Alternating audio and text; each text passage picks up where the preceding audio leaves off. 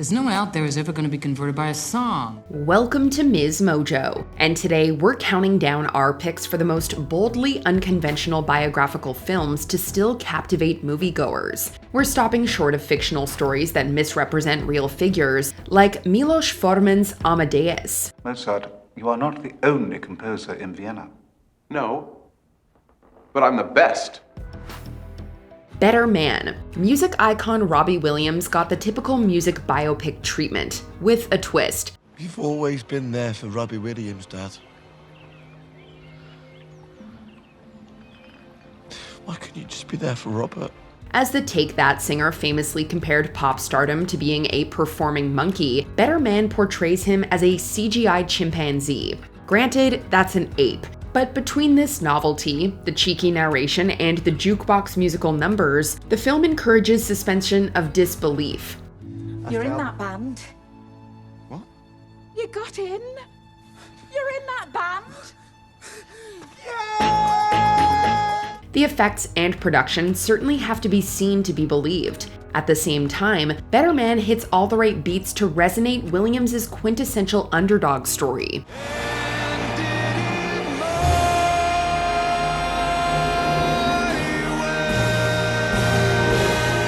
With how that turns the Oscar-nominated spectacle into both a reflection of fame's dehumanization and a celebration of showmanship, there may be no better way to tell this tale. Confessions of a Dangerous Mind. Chuck Barris's unauthorized autobiography alleges that he wasn't just lethal to quality television. I am responsible for polluting the airwaves with mind-numbing puerile entertainment. In addition, I have murdered 33 human beings. For his directorial debut, George Clooney teams up with experimental screenwriter Charlie Kaufman to adapt the provocateur producer's claims that he was a CIA assassin. This spy fantasy is effectively balanced with the absurd stuff that definitely happened through sharp, dark comedy. As long as the mole's alive, you're a dead man. I don't know, it's not you. You're a fairly bright guy, Chuck. You'll figure it out. It also manages to be a sobering depiction of the burden of bloody espionage, complete with Clooney's stunning neo-noir visual style. Sam Rockwell's flexible performance almost distracts from the sweeping satire of the decline of America both in pop culture and in the shadows. This next act answers the age-old question. If you wear a cellophane, okay. Of course, Confessions of a Dangerous Mind has the killer skill to win over the audience.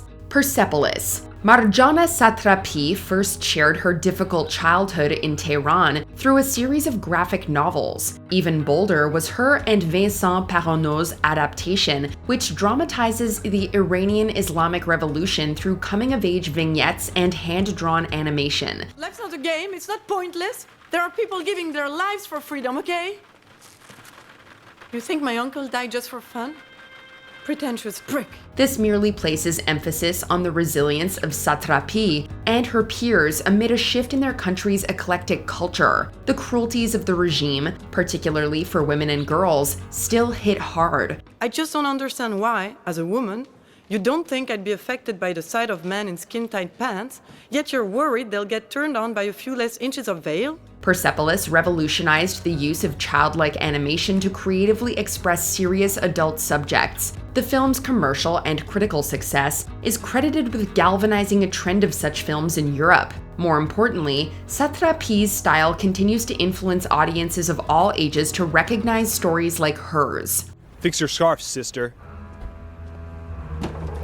You heard me, woman. Sir, why don't you try being more polite and say ma'am next time?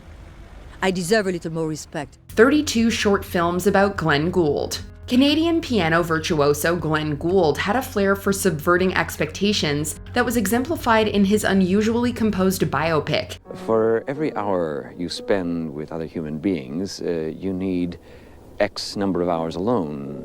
Now, what that X represents, I don't really know. Paying homage to the 32 movements of Bach's Goldberg Variations, 32 short films about Glenn Gould is a collection of documentary interviews and dramatic vignettes. Most of them are divorced from a coherent narrative. What these episodes do accomplish is an impression of the personality, process, and character of an eccentric genius. Tirelessly talkative, zealously unzealous, spiritually intense, minimally turquoise, maximally ecstatic loon, seeks moth or moths with similar equalities for purposes of telephonic seduction. It helps that François Girard's direction and Colm Feore's performance are as enchantingly deliberate as Gould himself was.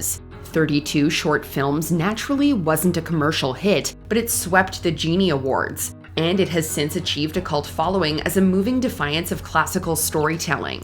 I find all here and now philosophies quite repellent, lax, if you will. Mishima, A Life in 4 Chapters. Leave it to the writer of Taxi Driver to capture the complicated legacy of Yukio Mishima. This Nobel Prize-nominated leader in modern Japan literature became a radical nationalist who died in a terrorist attack on a military base. The harmony of pen and sword. This samurai motto used to be a way of life. Now it's forgotten. Mishima, A Life in 4 Chapters, surrounds his last stand with non-linear flashbacks and adaptations of some of his best-known works.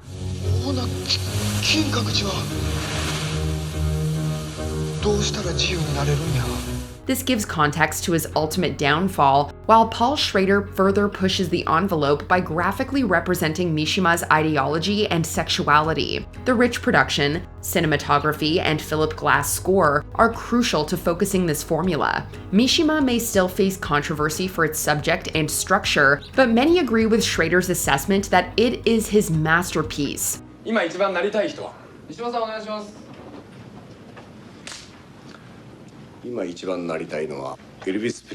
Andrei Rublev. The story of medieval Russian painter Andrei Rublev goes only as far as his vow of silence. His epic film of the same name is more about the brutality of his time and how humanity can be redeemed by art and faith. Феофан Грек велел сказать тебе, чтоб ты был в Москве. И видеть тебя желаю. И Феофана благодарю. This black and white meditation, underscored by overtly Christian philosophies, ironically put director Andrei Tarkovsky at odds with Soviet authority in the 1960s. Не могу я все это писать, противно мне, понимаешь? Народ не хочу распугивать. Andrei Rublev received glowing reviews after being edited down to 3 hours over the course of 5 years. But Tarkovsky's definitive cut would be popularly cited among the greatest films ever made. Andrei Rublev may not give its subject much of a voice, but paints a much grander portrait of the human condition he grappled with. Я Господу обет молчания дам, молчать буду.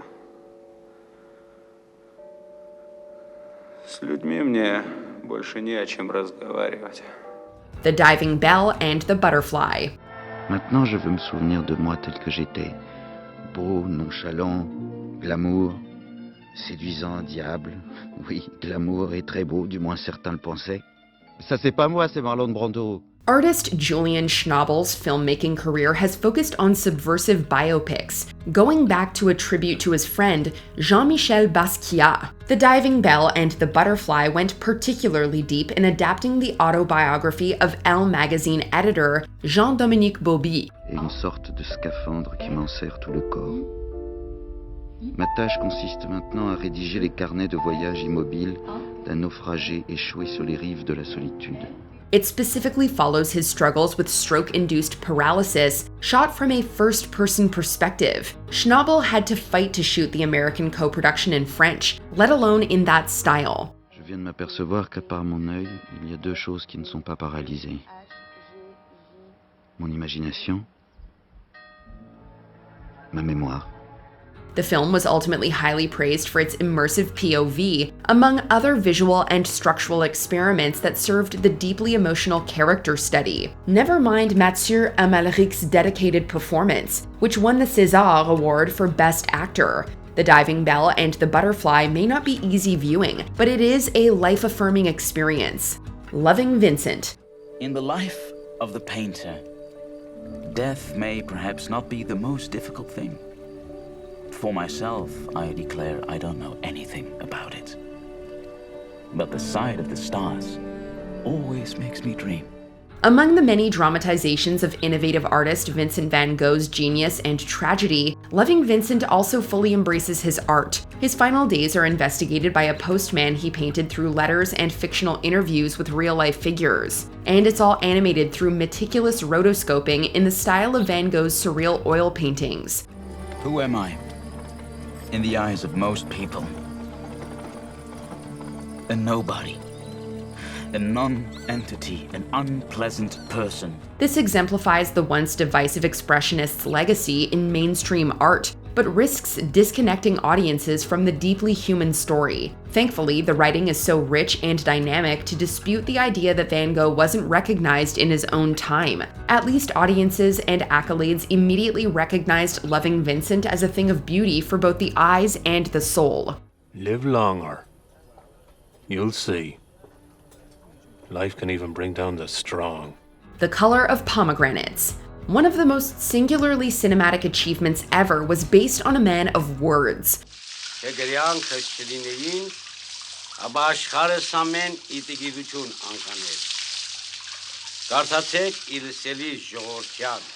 The Color of Pomegranates depicts the life of 18th century Armenian poet Sayat Nova with a tableau of abstract set pieces. The production is surrealist, the soundtrack sparse, and the characters deadpan as they face the camera. Sergei Parajanov's design is so meticulous that it effectively captures the nuances of a man and a culture with little dialogue. If nothing else, the imagery is endlessly gorgeous.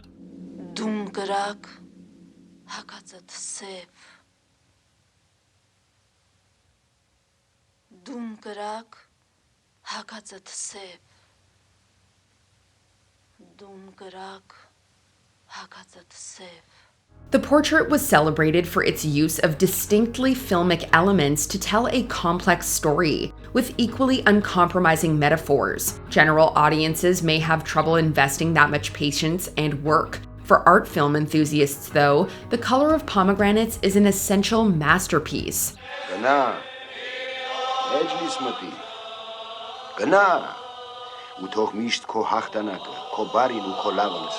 Before we unveil our top pick, here are a few honorable mentions. 24-Hour Party People. Tony Wilson builds the Manchester music scene with documentary elements and urban legends. 5 million. What do you want for that? What do I want? Yeah. I want everything. I want everything. I want the back catalogue. I want it all. I want this table. I want this food. I want these windows. I want it all. Okay. The assassination of Jesse James by the coward Robert Ford. The frontier outlaw myth dies a quiet death in this haunting slow burn epic. I give them names. Such as? Such as enemies. I give them names of enemies.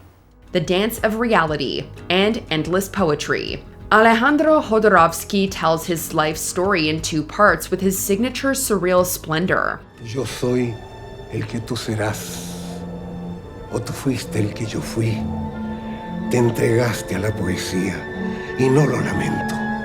¿Qué lograré? Aprenderás a morir con felicidad.